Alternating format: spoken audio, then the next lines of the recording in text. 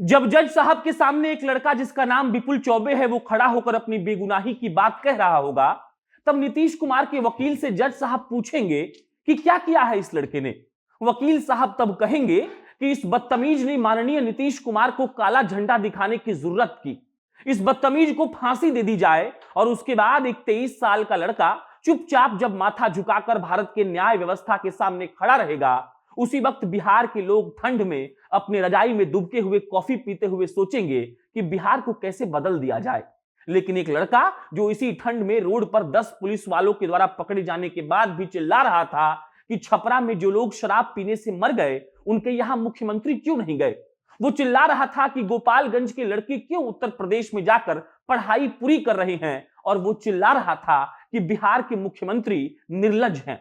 इस बात से रजाई में घुसकर बैठे किसी को मतलब नहीं होगा। वैसे भी एक मिडिल क्लास लड़का जिसने इलाहाबाद विश्वविद्यालय से पढ़ाई की हो, वहां पर बिहारियों की बेइज्जती को देखा हो, उसको हक नहीं है मुख्यमंत्री पर कुछ भी बोलने का। मुख्यमंत्री जी तो बहुत बड़े आदमी हैं, लेकिन अगर आज छपरा जेल में बंद विपुल चौबे की कहानी कटाक्ष के रूप में हम आपको नहीं सुनाएंगे तो हमसे रहा नहीं जाएगा। इसीलिए एकदम गौर से श्री श्री श्री 1008 नीतीश कुमार के काफिले को झंडा दिखाने वाले उस लड़के की कहानी सुननी जरूरी है, जिस लड़के ने काला झंडा अकेले दिखाया तो था, लेकिन सिर्फ अपने लिए नहीं बल्कि सबके लिए दिखाया था। और हमारी बेशर्म पुलिसिया फौज उसको ऐसे पकड़कर घसीट रही थी जैसे मानो वो कोई आतंकवादी है। बहरहाल अब नमस्कार स्वीकार करिएगा, मेरा नाम प्रशांत राय है और आप जनता जंक्शन का स्पेशल सेगमेंट कटाक्ष देख रहे हैं। जिस मुख्यमंत्री को लगता है कि मास्टर साहब अंडा लाने के लिए और जातीय जनगणना करने के लिए बना है, उस मुख्यमंत्री से बिहार के शिक्षा व्यवस्था पर बात कैसे की जा सकती है। मुख्यमंत्री जी तो कोरोना में लौट आए लोगों को रोजगार का पिटारा खोल रहे थे, लेकिन आज वही लोग किसी दूसरे राज्य में जाकर जब मार्बल घिस रहे होंगे तो उनको लगता होगा कि कितना नीच मुख्यमंत्री है हमारा। और उसके बाद एक लड़का जो पैदल चलकर गोपालगंज से पटना इसीलिए आया था क्योंकि उसको सबकी नजरों में आना था कि हम गोपालगंज में यूनिवर्सिटी के लिए पैदल चल रहे हैं।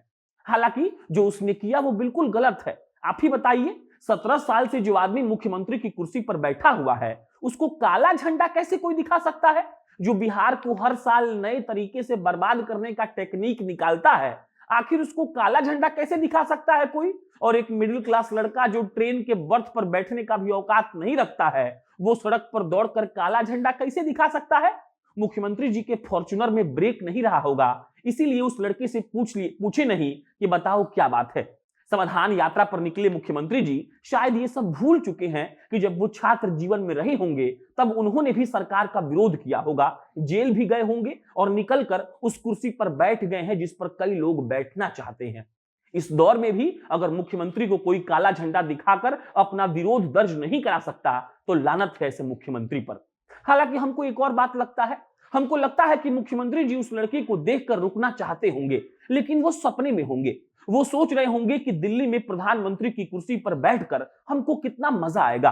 वो सोच रहे होंगे कि कैसे हम कहेंगे कि सुनो आज हम करेला और लौकी का साथ जूस मिलाकर पिएंगे, और पूरा महकमा नीतीश जी के लिए करेले और लौकी का जूस खोजने लगेगा। नीतीश कुमार सोचने लगे होंगे कि कैसे प्रधानमंत्री बनने के बाद पूरे भारत में वो दारू को बंद कर देंगे, और इसी बीच जब वो लड़का दौड़कर नीतीश कुमार मुर्दाबाद चिल्ला रहा होगा तो उनका सपना टूट गया होगा और वो गुस्से में इस बात का आदेश दे दिए होंगे कि इस लड़के को 3 महीने तक जेल से निकलने मत दीजिएगा। इस लड़के ने मेरे दिव्य सपनों को तोड़ने का काम किया है और हम इसके शरीर को तोड़ देंगे। ये सब सुनकर आप बिल्कुल मत सोचिएगा कि हम बात बना रहे हैं। नीतीश कुमार के पार्टी से निकलने के बाद कई नेताओं ने बताया है कि कैसे वो भूजा पार्टी करते वक्त बातें बनाते हैं, लेकिन हमको बस इतना समझ में नहीं आ रहा है कि गोपालगंज का लड़का सब उत्तर प्रदेश में जाकर अगर ग्रेजुएशन कर रहा है तो इसका जिम्मेदार कौन है? क्या हमारे मुख्यमंत्री जी को लगता है कि अगर तेजस्वी यादव ने 9वीं पास नहीं किया है तो बिहार के किसी भी बच्चे को 9वीं पास करने की जरूरत नहीं है? या उन्होंने तेजस्वी यादव को सिर्फ इसीलिए उप मुख्यमंत्री बनाया है ताकि दूर दूर तक इस बात का प्रचार हो सके कि 9वीं फेल होकर भी भारत के किसी राज्य का डिप्यूटी चीफ मिनिस्टर बना जा सकता है? आप जब वीडियो देखिएगा कि छपरा में विरोध के दौरान उस लड़के के साथ पुलिस वालों ने क्या किया तो आपका दिमाग हिल जाएगा। उसको रोड पर घसीटा जा रहा था। मेरे अपने जिले गोपालगंज का लड़का है वो, हम बहुत बेहतर तरीके से जानते हैं उसको। दारू नहीं पीता है, उसको किसी के साथ झगड़ा करना नहीं आता है, लेकिन सोचिए कि मुख्यमंत्री को काला झंडा दिखाने की हिम्मत कैसी आई होगी उसमें, और अगर आ गई तो सोचिए कि वो सरकार कितनी निकम्मी होगी जिसने एक आम लड़के को क्रांति करने पर मजबूर कर दिया। उसकी हैसियत नीतीश जी के सामने क्या है? वो रोटी और रोजगार के लिए दर दर भटकने वाला बिहारी और सीएम साहब रोटी चुराने वाले चोर। बाकी अगर लड़के का विरोध अगर आप लोग नहीं सह पा रहे हैं तो आपको सरकार में रहने का कोई हक नहीं है। सीएम साहब, हमको लगता है कि आप बहुत सहने वाले मुख्यमंत्री हैं, लेकिन हमको ये नहीं पता था कि आपको काला झंडा दिखाने पर किसी 23 साल के लड़के को रोड पर घसीटा जाएगा और उस वक्त उस जिले का तापमान 10 डिग्री सेल्सियस रहेगा।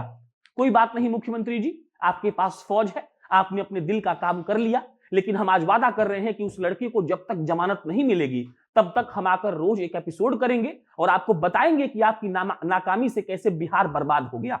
किसी लड़के को जेल में बंद करके उसका करियर कैसे बर्बाद करते हैं ये आपकी पुलिस जानती है। बाकी अगर आपकी पुलिस या फौज को ये सब करके सुख मिलता है तो मिल जाए, लेकिन हुजूर इतना याद रखिएगा कि जब सड़क पर लड़के पूछेंगे कि हमारा परीक्षा 3 साल के बदले 6 साल में क्यों होता है, तब आपको जवाब देना पड़ेगा। और जब लोग आपके सत्ता को आपको सत्ता से उखाड़ कर फेंक देंगे तब आपको समझ में आएगा कि किसी विपुल चौबे को जेल में डालने का अंजाम क्या होता है। बाकी आप मुख्यमंत्री हैं, आपके पास पुलिस या फौज है, हमको भी उठवा लीजिएगा। धन्यवाद।